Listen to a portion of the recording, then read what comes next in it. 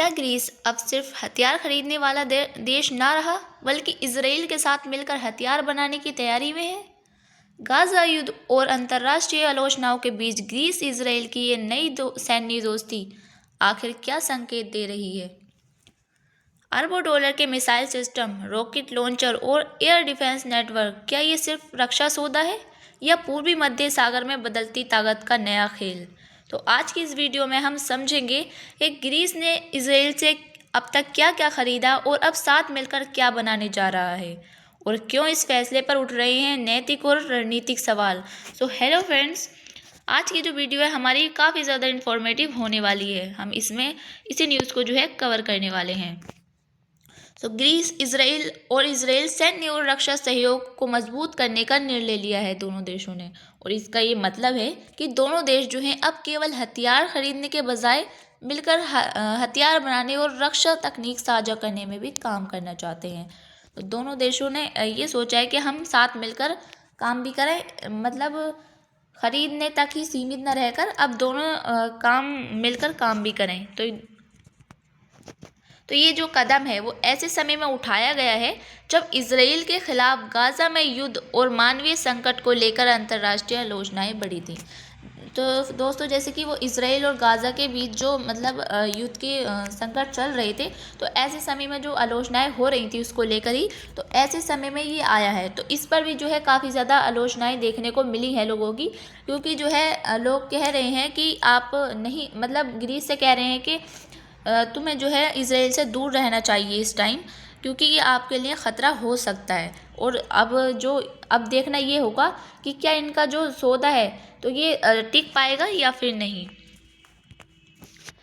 अब हम देखते हैं कि अब तक क्या हुआ है, पूरे डिटेल में समझें। तो ग्रीस ने जो है इसराइल से पहले ही कई हथियार खरीदे हैं।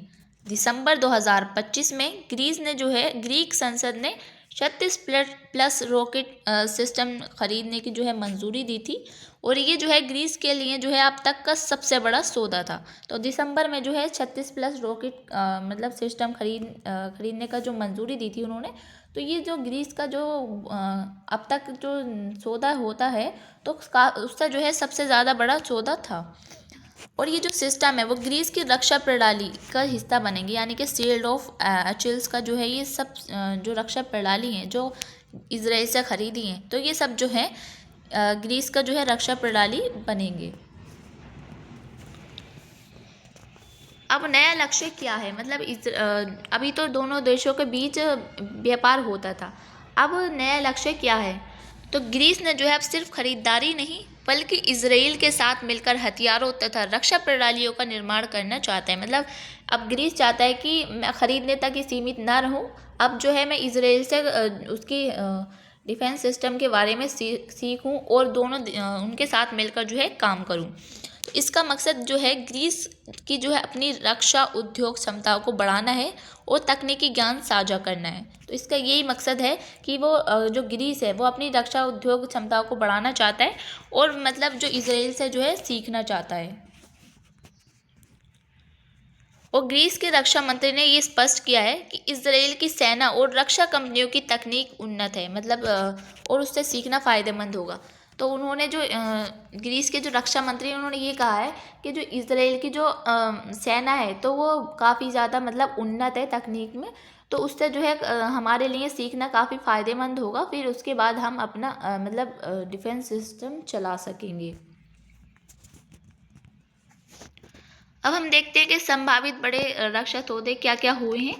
तो ग्रीस अब जो है इसराइल से कुछ उन्नत रक्षा तकनीक और सिस्टम खरीदने पर भी विचार कर रहा है। तो पहले से तो दिसंबर में तो उन्होंने 36 प्लस रॉकेट खरीदे थे, तो अब जो है उन्होंने और भी ज़्यादा सिस्टम खरीदने पर विचार कर रहा है। तो देखते हैं क्या क्या उसमें शामिल हो सकते हैं। तो स्पाइडर यानी कि शॉर्ट रेंज एयर डिफेंस, तो ये जो ग्रीस है वो इसराइल से खरीदना चाहता है। वो बारक मतलब मिसाइल का रक्षा प्रणाली, और डेविड स्लिंग मध्य लंबी दूरी की मिसाइल रक्षा। तो ये जो तीनों है, तो ये जो ग्रीस है वो इसराइल से खरीदना चाहता है, अभी इस पर जो है विचार कर रहा है खरीदने पर। और इन प्रणालियों के संभावित कुल लागत लगभग 3.1 बिलियन और डॉलर और 3.5 बिलियन बताई जा रही है। मतलब इन सब की जो लागत है ये इतनी बताई जा रही है। अब हम देखते हैं कि इस पर आलोचनाएं और विरोध क्या क्या विरोध हैं, क्या क्या आलोचनाएं की जा रही हैं।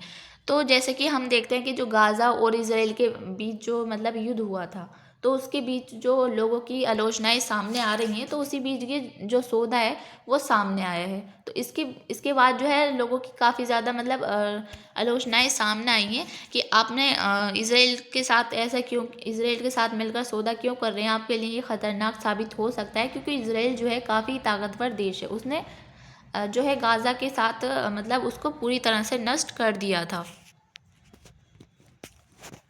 अब हम देखते हैं कि जो कुछ समूह ने इस पर सवाल उठाए हैं, तो क्या क्या सवाल उठाए हैं, तो चलिए इसके बारे में देखें।